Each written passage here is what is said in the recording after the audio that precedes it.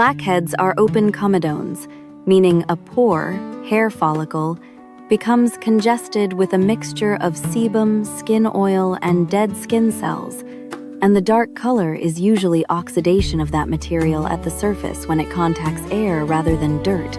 So preventing blackheads is not about scrubbing harder, stripping the skin, or squeezing constantly, but about keeping the follicle lining shedding normally, keeping sebum moving outward instead of thickening and stagnating inside pores, removing daily buildup thoroughly without damaging the skin barrier, and minimizing chronic irritation, friction, and occlusion that trigger inflammation and rebound oiliness. The prevention system that works most reliably is calm, consistent, and repeatable every day long enough for follicular turnover to change, often 8-12 weeks for meaningful improvement. And it is built on a small set of high-yield habits: gentle cleansing matched to your skin type and product use, consistent use of a pore-targeting active such as salicylic acid, BHA, consistent use of a nighttime retinoid to prevent microcomedones and normalize follicular turnover, regular moisturization to keep the barrier resilient so you can tolerate actives long-term, and daily sunscreen to reduce inflammation and support even tone and texture. Start by stabilizing the skin barrier, because the barrier is the control center for sensitivity, inflammation, and oil regulation. When the barrier is disrupted by harsh soaps, very hot water, aggressive foaming cleansers that leave you squeaky clean, alcohol-heavy toners, rough washcloth friction, cleansing brushes, frequent abrasive scrubs, or overuse of exfoliating pads, you lose protective lipids. Water evaporates faster from the skin, nerve endings become more reactive, redness increases, and the skin often compensates with increased sebum production and altered keratinization, the way skin cells shed, which makes pore contents thicker and more likely to clump into plugs. So stripping and irritation do not prevent blackheads, they often feed the cycle. A cleanser should remove excess oil and residue without leaving tightness, stinging, or a rubber feeling. Cleanse with lukewarm water, not hot, because heat increases irritation. Use your fingertips, not harsh tools. Massage gently for about 20-30 seconds. Rinse thoroughly, and pat dry rather than rubbing. If you love the feeling of deep clean, remember that comedonal acne typically improves with less friction, not more. Morning cleansing depends on your oiliness, climate, and sensitivity. If you wake up shiny, feel greasy by midday, sweat at night, live in heat or humidity, or use heavier nighttime products, a gentle morning cleanse can remove the overnight sebum film that traps dead cells and can help sunscreen apply more evenly. If you are dry, easily irritated, or you feel tight after washing, a water rinse or an ultra-mild cleanser in the morning may be better to avoid starting the day with barrier stress. Night cleansing is essential for prevention because sunscreen, makeup, airborne particles, and layered products accumulate and mix with sebum. Repeated incomplete removal is a very common reason blackheads persist even when you use good skincare, and it can lead to a stubborn, waxy film that thickens pore contents. If you wear long-wear sunscreen or makeup, or if your face still feels slick after cleansing, consider a gentle double cleanse at night. First, use a mild oil cleanser or micellar product to dissolve sunscreen and makeup. Massage lightly, no harsh rubbing. Then follow with a gentle water-based cleanser to remove residue. Done gently, this is often more effective and less irritating than scrubbing with one harsh cleanser.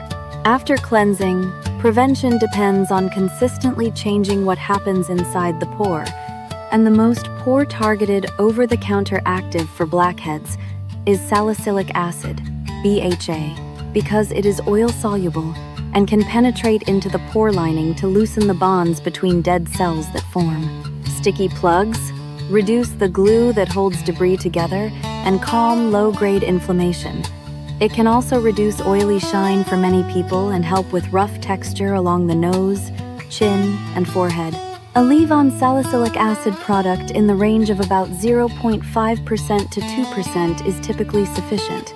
The key is correct frequency and tolerance rather than maximum strength, because irritation makes follicles more reactive and can worsen congestion. If you are new to BHA or your skin is sensitive, start 2 to 3 mornings per week for 2 weeks. Apply a thin layer to blackhead-prone areas, often nose, chin, forehead, sometimes cheeks, hairline, jaw, depending on your pattern. Then moisturize. If your skin stays calm, increase to every other morning, and only move toward daily use if you do not develop persistent stinging, prolonged tightness, or raw peeling. If you experience dryness or stinging, the correct adjustment is to reduce frequency and increase moisturization rather than adding more exfoliation or scrubbing harder, because barrier disruption is one of the fastest ways to turn simple comedones into persistent, irritated acne. Think consistent and comfortable rather than strong and fast. If you cannot tolerate salicylic acid, a common alternative is azelaic acid, often 10% over the counter. Higher strengths may be prescription in some regions, which can help normalize keratinization, reduce redness, and calm inflammation and may suit sensitive or redness-prone skin. It may not feel as immediately pore-clearing as BHA for some people, but consistent, gentle use can support comedonal control, and many people find it easier to tolerate long-term. The second cornerstone of prevention is a nighttime retinoid, because retinoids normalize keratinization inside the follicle and reduce microcomedones, the earliest invisible blockages that later become blackheads, making them one of the most reliable tools for preventing recurrence. They also improve overall texture over time and can refine the appearance of pores by reducing congestion and supporting healthier epidermal turnover. Where available, adapalene 0. 1% is well studied for acne. Retinol or retinol products can also help, though potency varies by formulation, so technique and consistency matter more than the label. Apply retinoids at night to completely dry skin. Damp skin increases irritation. Use only a pea-sized amount for the entire face. Prevention is field treatment, not spot treatment. Avoid the corners of the nose and mouth if you are prone to irritation, and follow with moisturizer. If you apply too much, you do not get faster results. You usually get more irritation. Introduce slowly to protect the barrier. 2 nights per week for 2 weeks, then every other night for 2 weeks, then increase toward nightly only if your barrier remains calm. If you are sensitive, buffer with the sandwich method by applying moisturizer first, then retinoid, then moisturizer again. Mild dryness or light flaking can occur during the first few weeks, but intense burning, swelling, cracking, or a persistent rash means irritation, not a required phase. If that happens, pause actives for several days, focus on gentle cleansing and barrier repair, then restart at a lower frequency. Many people fail with retinoids not because retinoids don't work, but because they start too aggressively, become irritated, stop entirely, then restart aggressively again. Prevention is built on patience and steady escalation, and the most successful long-term users treat dryness as a signal to slow down rather than a signal to quit. One of the biggest reasons blackhead prevention fails is stacking too many actives at once: salicylic acid plus glycolic acid plus exfoliating pads plus scrubs plus strong vitamin C plus frequent masks, because even if each ingredient sounds helpful, the combination often inflames the skin, disrupts the barrier, and paradoxically makes pores clog more. Most people do best with one pore-clearing active, like BHA, and one long-term comedone preventer, a retinoid, supported by moisturizer and sunscreen, with everything else added only after stability is proven and only one change at a time so you can see what actually helps. Moisturizer is essential even for oily skin because barrier stability determines tolerance and consistency.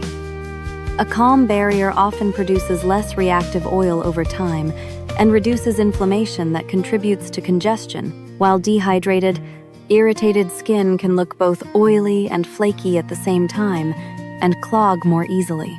Choose a moisturizer that matches your skin's feel. Oily and combination skin usually prefer lightweight gel cream or lotion textures. Dry skin may need a richer cream. In both cases, prioritize non-comedogenic, fragrance-free, or very low fragrance formulas with barrier-supporting ingredients such as glycerin, hyaluronic acid, panthenol, ceramides, and possibly niacinamide if you tolerate it. Niacinamide can support barrier function and may reduce visible oiliness for some people. But if you flush or sting with it, you can skip it. The goal is not to